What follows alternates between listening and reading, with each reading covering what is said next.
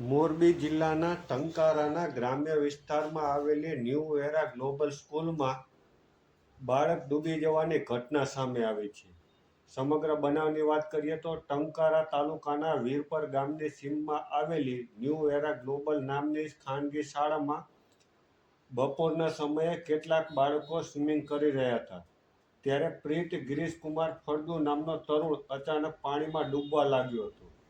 જે બાદ આસપાસ સ્વિમિંગ કરતા અન્ય છાત્રોએ બહાર કાઢી તેને બચાવવાનો પ્રયત્ન હાથ ધર્યો હતો. જોકે બાળકની સારવાર કારગર ન નીવડતા તેનું મોત નીપજ્યું હતું. બનાવ બાદ પોલીસે અકસ્માતે મોત અંગેની નોંધ કરી તપાસ શરૂ કરી છે.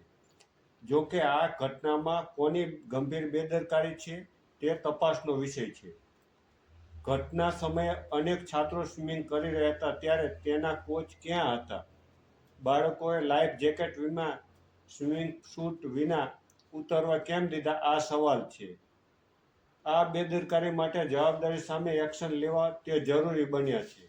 જોકે આ ઘટના બાદ જ્યારે જિલ્લા શિક્ષણ અધિકારીને તપાસ કરવા અંગે જવાબદાર સામે શું કાર્યવાહી કરી તે અંગે સવાલ કરતા જણાવ્યું હતું કે આ ઘટના CBSEની માન્યતા ધરાવતી શાળા છે, જેથી તેમાં અમારું નિયંત્રણ નથી તેમ કહી જવાબદારીમાંથી શિક્ષણ વિભાગે હાથ ખંખેરી લીધા હતા. જોકે આ બાબતે શાળા સંચાલક હાર્દિક પાડલિયા સાથે વાત કરતા તેઓએ પણ લૂલો બચાવ કર્યો હતો. ત્યારે શું કહી રહ્યા છે શાળા સંચાલક, જુઓ આ વિડીયો. સર, એમાં એવું છે કે એ 10મા ધોરણના વિદ્યાર્થીઓ સ્વિમિંગ માટે સ્વિમિંગ પુલમાં ગયેલા અને જે વિદ્યાર્થી છે પ્રીત ગિરીશભાઈ ફળદુ, એ છેલ્લા 2 વર્ષથી અમારી સાથે અમારી સ્કૂલમાં સ્વિમિંગ કરે છે.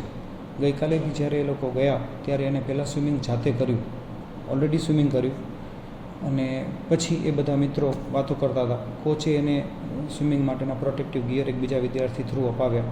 એ એને પાછા આપી દીધા કારણ કે એને સ્વિમિંગ આવડતું હતું, એ રેગ્યુલર સ્વિમિંગ કરતો હતો. અને પછી એ બધા વિદ્યાર્થીઓ મસ્તી કરે છે, સ્વિમ કરે છે. એના પછી એ પાણીમાં ઊભો છે, રેલિંગ પકડીને ઊભો છે, પારી ઉપર બેઠો છે, બીજા વિદ્યાર્થી સાથે વાત કરે છે. પછી 2 વિદ્યાર્થી પાણીમાં એકી સાથે ઊભા છે, એ બંને વાતો કરે છે. અને પછી અચાનક જ જે પ્રીત છે એ પાણીમાં જતો રહે છે અને બહાર નથી આવતો. એટલે બીજો વિદ્યાર્થી કોચને અને બીજા વિદ્યાર્થીઓને બોલાવે છે. એમને બોલાવે તરત કોચ આવે છે, એમને બહાર કાઢીને CPR આપે છે. જ્યારે CPR આપે ત્યારે નાક અને મોંમાંથી બ્લડ અને વોમિટ નીકળે છે.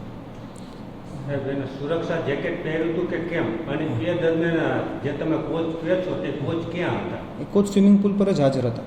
બીજા વિદ્યાર્થીઓને પ્રોટેક્ટિવ ઇક્વિપમેન્ટ પહેરાવતા હતા અને પ્રીતને પણ પ્રોટેક્ટિવ ઇક્વિપમેન્ટ બીજા વિદ્યાર્થીઓ સાથે આપવામાં આવ્યું. તેને પહેર્યું હતું કે નહીં આ ઘટના દરમિયાન? સુરક્ષા જેકેટ છે તે પહેર્યું? મને એક્ઝેક્ટલી યાદ નથી સર.